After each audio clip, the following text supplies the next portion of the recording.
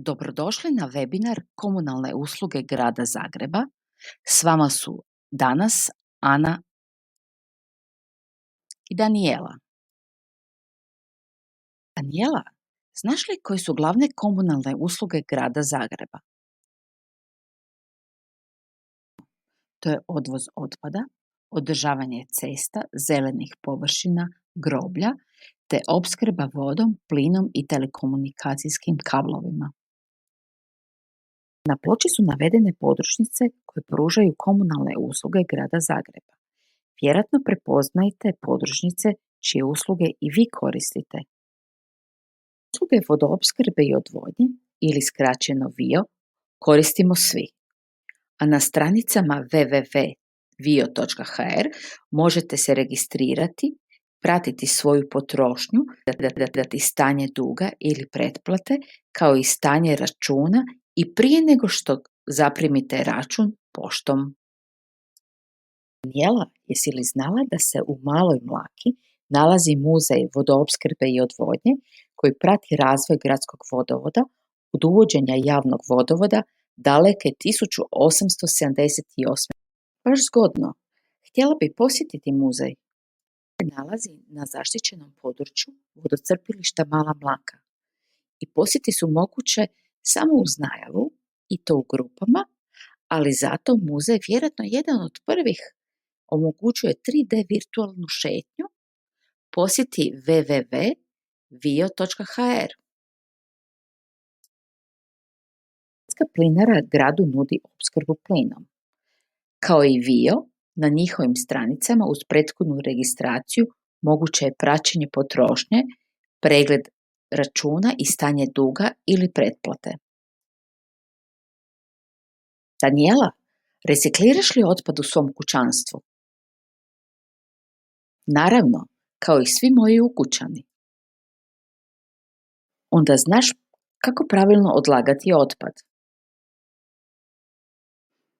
Zeleni spremnik, to zna svako dijete, služi za staklo.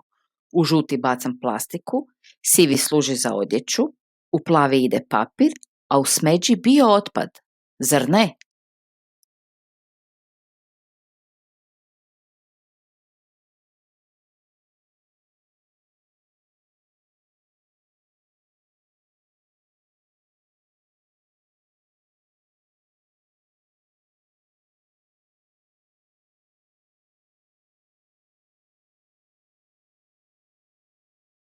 Zagreb Parking zadužen je za organizaciju parkinga u Zagrebu.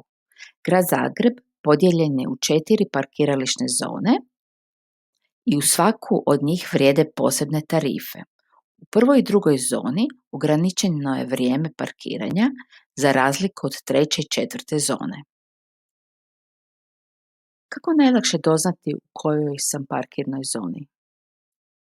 Na svakom parkingu Grada Zagreba nalazi se znak sa oznakom zone parkiranja, ali ako želiš saznati u kojoj zoni ćeš se parkirati i prije nego što kreneš, to možeš provjeriti na stranicama Zagreb Parkinga.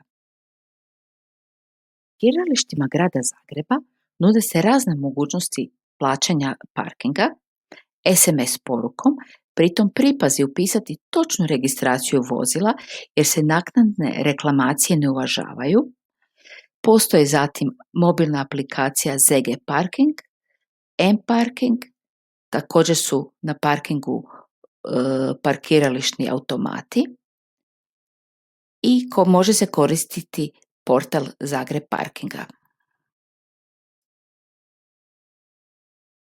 Grad Zagreb upravlja sa 9 javnih garaža, od čega je 5 garaža smješteno u centru grada i to na Kvaternikovom trgu, Martićevoj ulici, na trgu Josipa Langa, u Petrinskoj ulici i na Tuškancu, dok su ostale javne garaže na Seticama, uz bolnicu Rebro, te 2 u Jelkovcu u Sesvetama.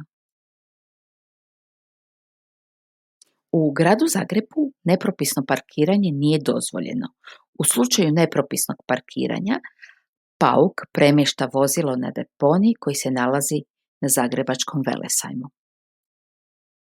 Ovo je zaista važno upamtiti. Srdačno vas pozdravljamo! Pogledajte i ostale naše webinare o svakoj pojedinoj podružnici Grada Zagreba koje pružaju komunalne usluge u gradu.